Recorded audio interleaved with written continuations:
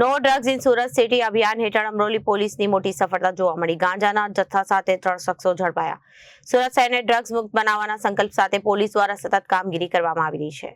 આ કડીમાં સુરત શહેર પોલીસનું no drugs in Surat city અભિયાન હેઠળ અમરોલી પોલીસની મોટી સફળતા જોવા મળી. સુરત શહેરને ડ્રગ્સ મુક્ત બનાવવાના સંકલ્પ સાથે પોલીસ દ્વારા સતત કામગીરી કરવામાં આવી રહી છે. આ કડીમાં સુરત શહેર પોલીસના no drugs in Surat city અભિયાન હેઠળ અમરોલી પોલીસને મોટી સફળતા મળી છે. અમરોલી પોલીસ મથકની ટીમે બાતમીના આધારે અમરોલીના શ્રીરામ 4 રસ્તા પાસેથી રોડ સર્વિસ પરથી એક ઓટો રિક્ષા નંબર GJ23AU9331 ને અટકાવી હતી. તપાસ દરમિયાન રિક્ષામાંથી અંદાજે 16.17 કિલોગ્રામ ગાંજો મળી આવ્યો હતો. આરોપીઓ ઓરિસ્સાથી ગાંજો મંગાવીને આશાબેન નામની મહિલાને વેચાણ કરવાના હતા, જે હાલ વોન્ટેડ છે. પોલીસે ગાંજો, રિક્ષા, મોબાઈલ અને અન્ય સામાન મળી કુલ ₹8,81,350 નો મુદ્દામાલ જપ્ત કર્યો અને કાયદેસરની કાર્યવાહી હાથ ધરી. Bureau report, Janadesh news.